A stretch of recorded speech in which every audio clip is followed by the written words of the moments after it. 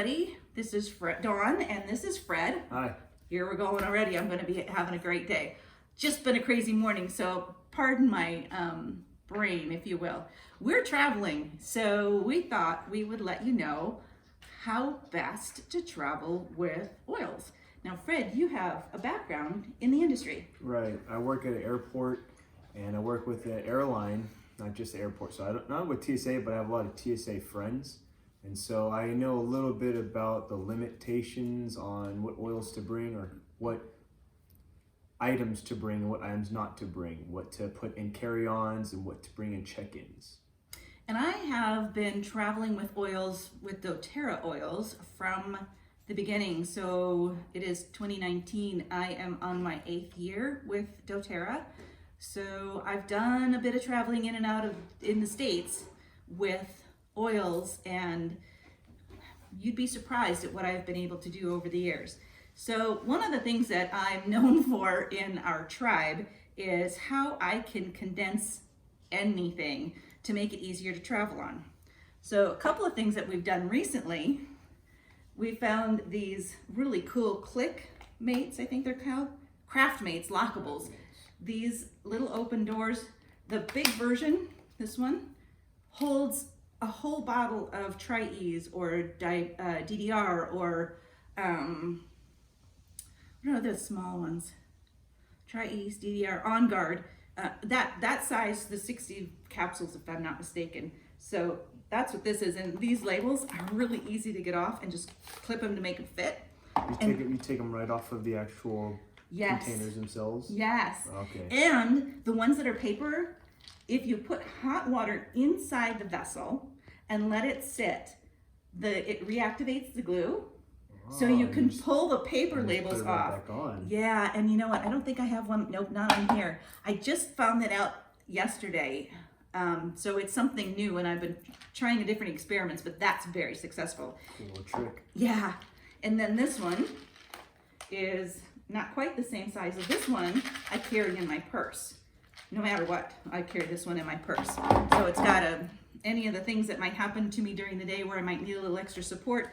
And then I have room for a couple days worth of my Lifelong Vitality and DDR. And so I'm learning, I like checking a bag. I might be weird, but putting that bag overhead, for me, I'm only 5'4". Putting that bag overhead isn't the easiest thing to do, and you told me that the flight attendants are not supposed to help us. Right. Flight attendants are typically not supposed to help out. They only really help out with those that need the assistance, like those that have some disabilities or elderlies. If they can't rearrange everything, they're the ones that are actually to help. But it's actually supposed to be your responsibility to put your bag overhead. So therefore, I would not pack your carry-on so heavy, because flight attendants aren't going to help you out, especially if they're a little bit shorter than you are, which not a lot of flight attendants are extremely tall. So yeah, that seems to be more the case now than before.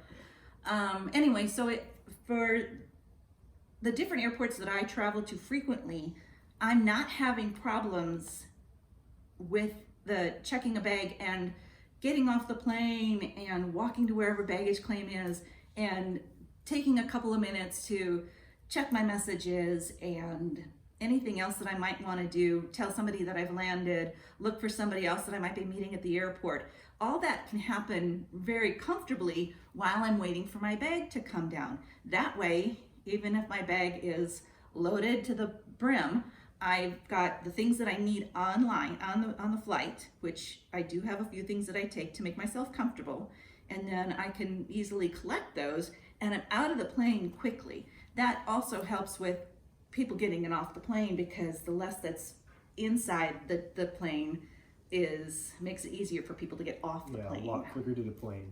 Yeah. So I love this hard case. I've had this for several years. I have, this might be a little hard for you guys to see without losing too much of it, so bear with me. Oh, that fell out.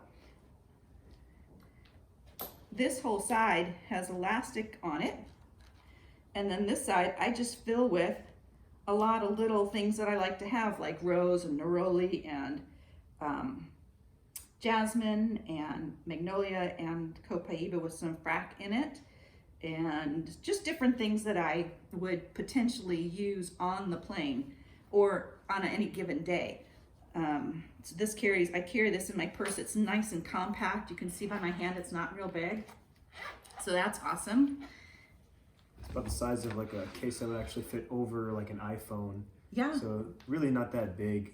Yeah. If you have like an otter box, it's probably just another otter box on top of that. So it's not big of a size. In reality, I could take, if I took the loose stuff on the one side out, I could fit my phone in there without a problem. Yeah, you could. I don't go anywhere without a diffuser. I don't think you don't either. I don't either. I don't really go too many places though, so. But so originally I did the aroma light, and the aroma light will do this also, but it's nice because the electrical cord fits right inside, the cover goes back on, and you're done. So you can take this a lot of places, and this isn't a problem to have carry-on. May I add a small thing? When I went up to Seattle, I brought a rice cooker. I was up there for several weeks. I asked TSA if I could bring a rice cooker. You don't need to travel with the rice cooker unless you're moving. But this is very similar to the rice cooker. They said do not have anything else besides the cord inside. Yeah. So if you're gonna travel and you say, oh, I got lots of space inside of my diffuser, put the cord in the cord only. Maybe if you put like a sock in there just so it doesn't wiggle around or something like that. But I honestly would just keep just the cord. Otherwise, it looks very suspicious if you have anything else inside of it. Yeah, because of how it shows up on X-ray. And you can kind of tell, let's see if I can rotate that enough so that you guys might be able to see. There's not any room in there. It's really, I mean, I could fit like a dram or something in there. But one of the things that I was told traveling one year, so this is a Dr. Mom bag. And this has every single oil in it that we have currently. And they are in, let's see if I can pull, whoa. Okay, so they're in 1 dram bottles or 1 dram rollers. And I find that most 5 milliliter fill these bottles pretty nicely.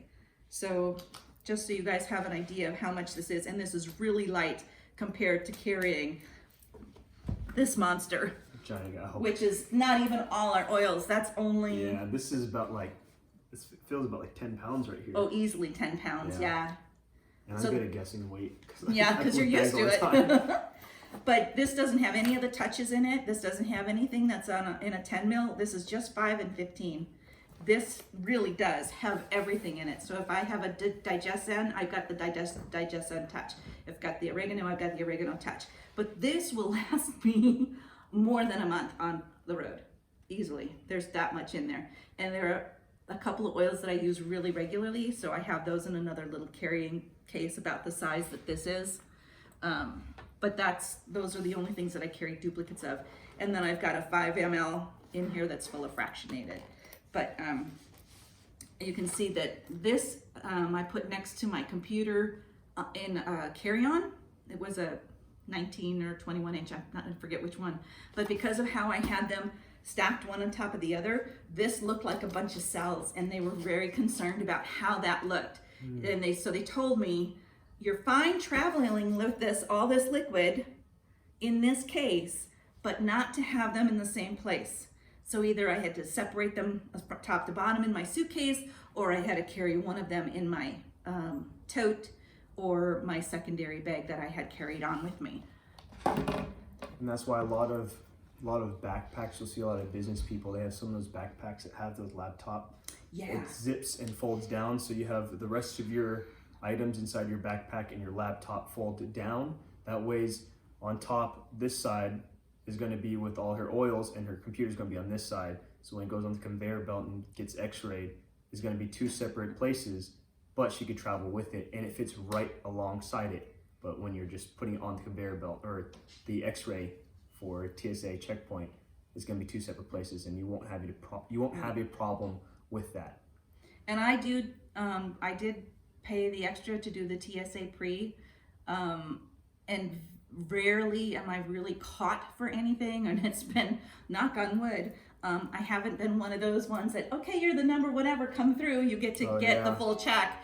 But for me to be able to take my bag and just kind of go, okay, I pull this out. Usually I pull this guy out, put it in with the rest of my stuff, and then send my bag through so that it eliminates that getting stopped at the end. I have had, I have stopped, traveled with something this size, not quite as many oils, a little bit more foam. And the woman opened it up and she looked in, she took the first couple and she stopped, she just kept going, these are amazing. Just wouldn't stop smelling. Wouldn't stop smelling them. It's like, okay, I'm gonna miss my flight. She says, I'm so sorry. But that's probably the worst thing I've had. And that was Oakland, flying out of Oakland. You know, she probably lives, never mind, I won't say that. Anyway, it just, you open up your cases, you guys all know, they smell amazing. So you get that whiff, and the next thing you know, it's like, oh, what is that? Oh, what is that? Oh, what is that? Not rare that you get, it's real rare that you get, don't open your oils on this plane. Oh, yeah.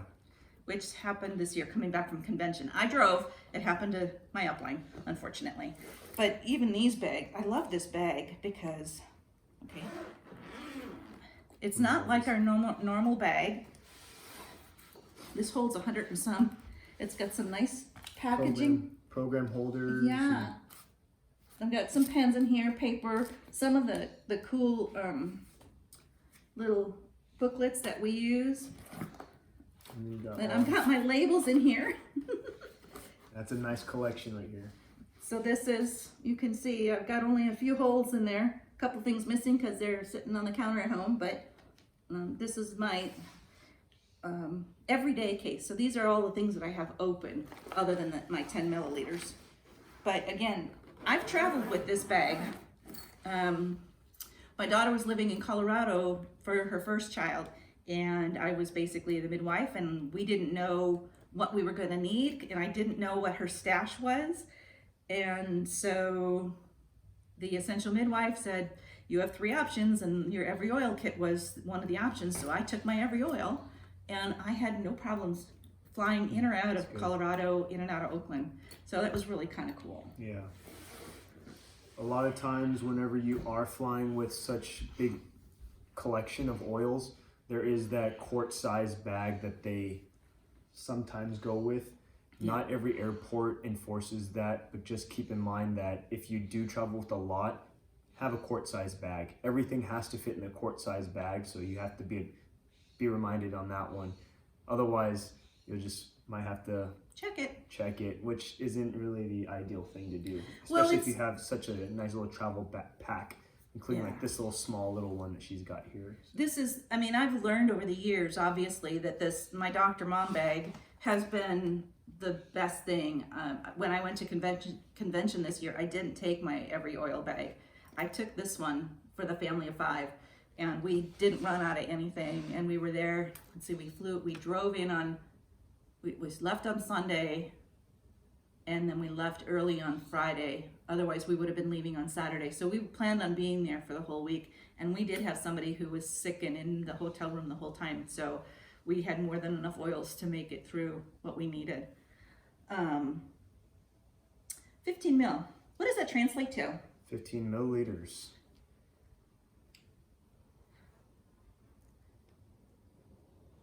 Let's go backwards. So the 3.4 ounces restrictive is 100.55 milliliter. Yes, and that's quite a lot of bottles. So you need probably about, what was it?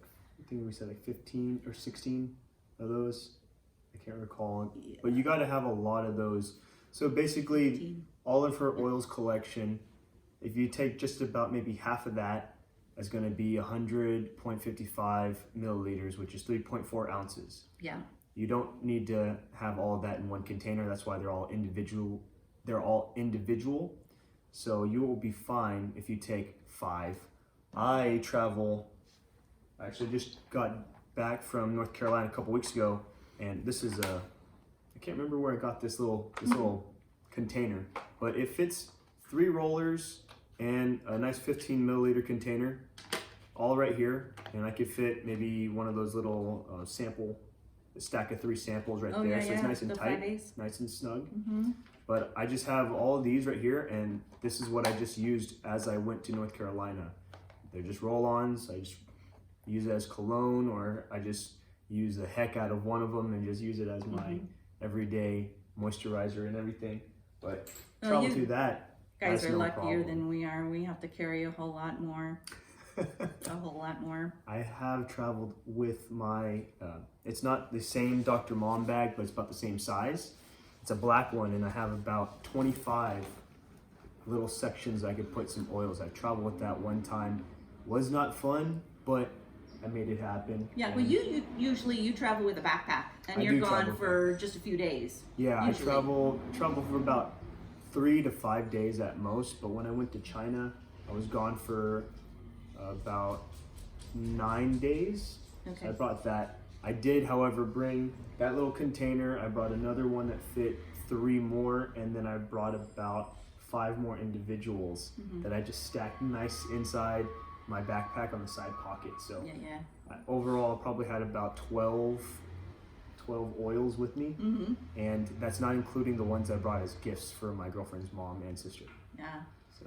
And there's a lot of options. I mean, so this is our On Guard spray, and this is 0.9 fluid ounces. So that's small. Small, easily. I don't go anywhere with this. And on a plane, I even do this because I actually even roll on Guard, and so I'm constantly breathing it while I'm on the plane. And that's how we brought she was 5 days old when we brought her back from Colorado to California for her first trip, and made sure that she stayed healthy on the trip, because we all know it's slightly confined air and we never know what's in there. So in order to make everybody stay healthy, we just used a lot of On Guard.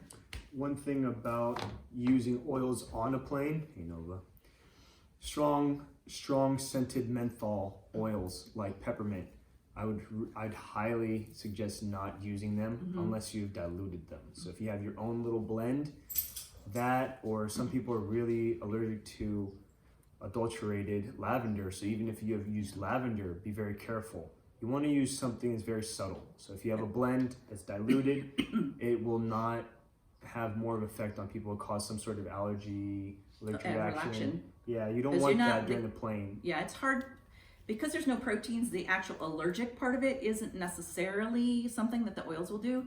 However, if there is a remainder of something in their body, it will ignite that. And so then that may cause some challenges, but generally speaking, the reactions. People are more reactive to the fact that, oh my God, that's that smell, and I smelled it when I was pregnant, and I can't handle it anymore, and it just brings a memory response back. But absolutely, with the stronger smells, try and hide them. If you think you need the peppermint, get the beadlets or the On Guard beadlets. Yes, when I travel, the touch are usually reduced enough that the fragrances aren't so strong. And if there's something that you like using a lot, just put it in a roller and put a lot of frac in it so that it's not so strong. Yeah. That was just before we get too carried away on. So I collect these from one of the hotel chains that I get. This is amazing. One of these will carry enough of our shampoo and our conditioner for me with my hair, my length of hair, to last for at least 10 days, if not more, because you're only supposed to use a nickel-sized amount of shampoo, and the conditioner varies depending on the length of hair that you have. What else? Don't overpack. Yes. Go ahead. Oh, I won't say what airline I work for, but just even other friends that I have in other airlines, we see people that overpack. Hawaii is a big place to go to, a hot place, not just temperature-wise, but popularity-wise. People bring giant suitcases packed to the brim, 55, 56, 57 pounds. Weight limit's 50 pounds. And if you're going to Hawaii for a week, 10 days, you don't need that much. And I'm not trying to criticize people, but honestly, you really don't need that much. I am part of a Reddit forum. So there's this one forum called One Bag, and that's why I travel with one bag. Okay. But I do small researches, and I've traveled enough to where I read what people post up, and then I see like, yes, I don't need all these type of things with me. You want to pay attention to how many times you use this article of clothing, this pair of shoes, and this and this and this and this. You'll find out that you don't use as many things as you bring. Yeah. You just don't. And it really doesn't matter if you're on vacation for a whole week. I go to Charlotte for a week at a time. I mean, I'm at a place with a washer and dryer, convenience, but also I'm a guy. I don't need to bring 5 pairs of shirts. I can bring 3, and I just bring extra underwear. So instead of bringing 3 pairs of underwear, which is a travel underwear by chance, I'm not that kind of messed up. I have the travel underwear that I can wash and I can hang up. Those are really great to have if you have them to make females, make men. So you can use that, but you don't need to. You could just, if you're going to Hawaii, for example, use the same shirt the day after. Yeah. So you can kind of stagger up a little bit, stagger up your outfit. I can use this sweater every single day. No one really cares. I have a different undershirt underneath. That's all that really matters. I take a shower, and that's the biggest thing. I have my oils and everything. We have our oils. This is the guy portion of me talking right now, but going with everything that you're traveling with, you don't need to overpack. I would suggest pay attention to how many, for your next 6 months, even if you're doing like a weekender, how often are you using the article of clothing that you're packing with you? I guarantee you're not going to be using everything. You're going to be using half your stuff. Maybe your socks and underwear are the only things you're going to be using every day. Yep. And that should be. And I take an old bottle of Frack and make sure it's nice and clean, and I put our laundry soap in it. And it's just about the right size, but I put that in a bag just in case it leaks, and I put that in my checked luggage. So if there's a coffee spill, use this. This is the best instant stain remover you could have. So carry this with you everywhere. But I do take my laundry soap so that if I'm going to be someplace 6 days, I can wash my undergarments. So I really only have to take 3. Because I'll wear them. Right. Technically, we can wear our bras twice before we have to wash them, and that's actually recommended, but not 2 days in a row. Anyway, so there are simple ways to fix that. But ladies, here's an example. So I had 2 really good dinners that I needed to dress up for at convention, and then the rest of it was really just comfort stuff. So I took 1 pair of pumps, but it matched for both pieces, and the over piece that I wore, I could have used that on the plane to stay warm. I wore the wrap with my casual stuff. I wore the wrap with my good stuff. And you just you can wear, mix and match, or you can have like a sleeveless little black dress, and you can put a different top over the top. Right. And then you can put a different skirt on the bottom and wear the top. So you can kind of play with that a little bit. Yes, you might have extra layers, but play with it a little bit. You can find things in your closet you can be really, really creative with, so that you can minimize the amount of things that you actually have to take. Exactly. And if I travel, either driving or flying, I have travel clothes. And those usually are, if I wear them out, then it's the same thing I'm wearing back, because I'm not doing anything unless I spill on them, and then I've got my On Guard laundry soap to do the laundry. So let's see, what else? Oh, don't overpack. If you plan on going someplace and think you might be purchasing stuff, there are these cool duffel bags that you can get. They're about this big and about that thick, and you put them in your luggage, and they're bigger than this way. They're amazing, and they're cheap. So you can use that. Then you have to just kind of figure out how you're gonna put that, because that's a carry-on. That isn't gonna be something you wanna check. It's too soft. Loose fitting clothes when you travel. Loose fitting clothes when you travel is great to have. Ladies, when they have their leggings, just because I'm a little bit into some information. I know people, and I know information.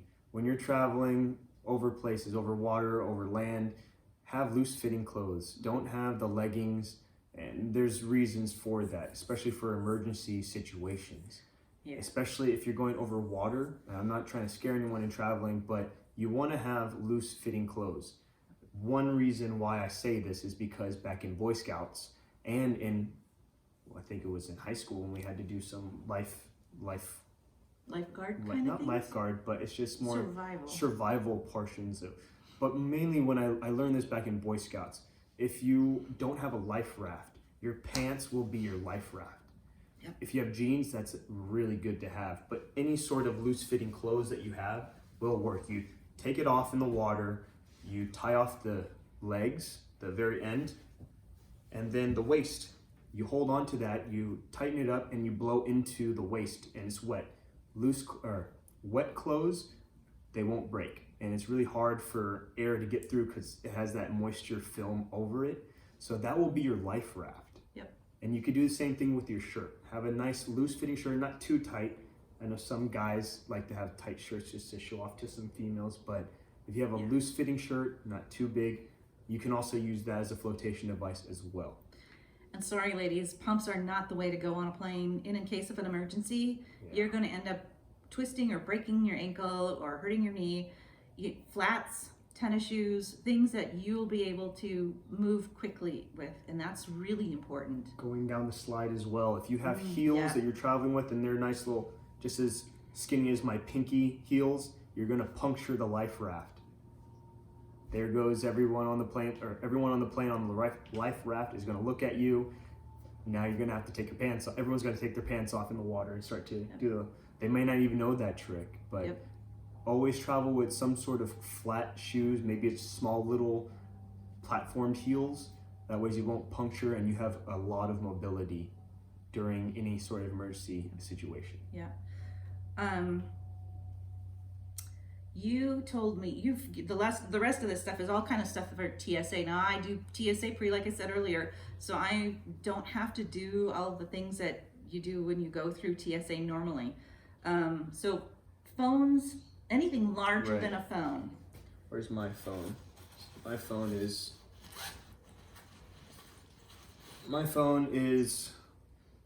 kind of big. You can see it's a little bit bigger. It's about the same size as the iPhone 8, but it's not an iPhone. It's a different brand. But anything bigger than your phone with a battery, take it out. Yep. Always take it out, put it in the bin. My cell phone, I leave it in the backpack. I don't take it out. Or I rock in the 90s dad fanny pack, even though it's a different color, different style. I don't care. I make announcements saying fanny packs, bro bags, satchels, Merces. I put it in here. I don't have a problem. Any of my stuff, just leave it there. The only thing I hold physically will be my boarding pass. I never put that inside anything. I have it in my hand. That weighs, you'll never lose it. And there's people always saying, somewhere between security and here, I lost my boarding pass. Most likely put it inside the bin and it got out somehow. So hold your boarding pass if you want to. If you want to put it in your shoe as it's going through the conveyor belt, that's also a smart thing to do it. But otherwise, having one of these guys for guys, it's making a comeback. The 90s is making a comeback. Yep. 90s was a great year, a great decade, I should say. Leave everything in here if it's smaller than your cell phone. Yep. Everything like my Nintendo Switch, take it out. My iPad mini, take it out. Yeah. Check the policies. I know we kind of all forget that different airlines have different policies, and they don't always, their no-goes check luggage thing isn't, I don't want to say it's not perfect, but some of them are 19 inches and some of them are 21. They won't take a 22. If they check it, if they say, that's too big, and they put it in their no-go, it's not going to fit. And if it's one that expands, watch that too. And you told me that most of those dimensions don't include the handles or the wheels on the ones that are spinners. It's supposed to be linear inches 21. It's supposed to include the handles and the wheels. There are bags that are made that are smaller and that fit perfectly inside the baggage sizer. Make sure you read the airline that you're flying with or the airlines you're flying with if you're connecting. Because if you're going on an international flight, a lot of those international carriers have smaller sizers. So you want to make sure your bag fits our sizer domestically and internationally. And going back to what we were saying at the very beginning, you don't need that much if you're if you're traveling a lot. I mean, if you're going off for a year doing your travel, that's a little bit different of a story, and you could check some stuff. But Yeah. if you're just going quick trip for a week or so, weekender, I mean, it's not that difficult just to make sure you read, and you don't want to cause problems is really what I'm saying. If you cause a problems, that they're gonna check it, then you kind of learn from that lesson. So read every single airline, the fine print, and make sure measure if you need to. Stay calm. If you start getting agitated, you start attracting attention. Yeah. So take a lot of serenity before you, if you're prone to get excited about, oh my God, I'm getting pulled over to the side, that you start to draw attention. So you want to avoid that. Show up early. Oh my gosh. Huge thing. It really is a huge thing. You guys don't know this, but there's the chance that plane can close the doors 20 minutes before takeoff. And that does happen. Yeah. It does happen because whenever people, if they're checked in on their cell phone, we call them web checks. And if they're not there, we page. We even sometimes call the person. We want to make sure we have an on-time departure. And if the whole plane is on board and one person is not on, we do try to hold. Typically, I mean, different airlines are different on the times, but you want to be at the gate 40 minutes before, and they can close. They do have the right to close 12 minutes before if they have everyone. So make sure you do show up early before, and that's even for checking in. If you're checking in a bag, come at least 50 minutes before your flight leaves to check your bag. Yeah. Smaller airports, I'm saying. Bigger airports, yes, you want to do the 2 hours because TSA can be long. You don't want to mess with that. Yeah, you never know if there's been a hiccup in front of you.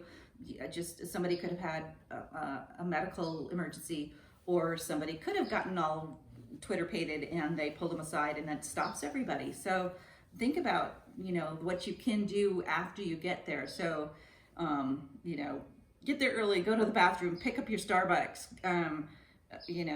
do your final whatever checks, make sure that everything that you want readily available is in the bag that you can put under your seat, so that you're not climbing up and down and aggravating people next to you, or trying to move that 50-pound bag that you really shouldn't be putting overhead. Yeah, unless you like doing shoulder workouts. Right. I'm pretty sure not a lot of people want to do that. Yeah, so, I mean, really, these things are, some of it's common sense. Some of it comes from, I used to have, I travel all summer long. I get, 100,000 miles in a summer.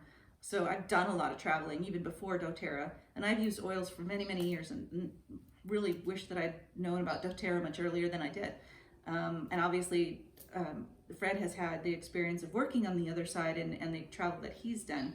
So we're telling you guys the things that we've run into, and some of the things that he knows because of his working in the industry, of the rules and things you just see as well. Even if you're just a bystander, just looking at stuff, you'll notice things, or you'll hear people, or like I look on forums as well just to gain a little bit more knowledge. You'll read about it, of what happens in situations. So yeah.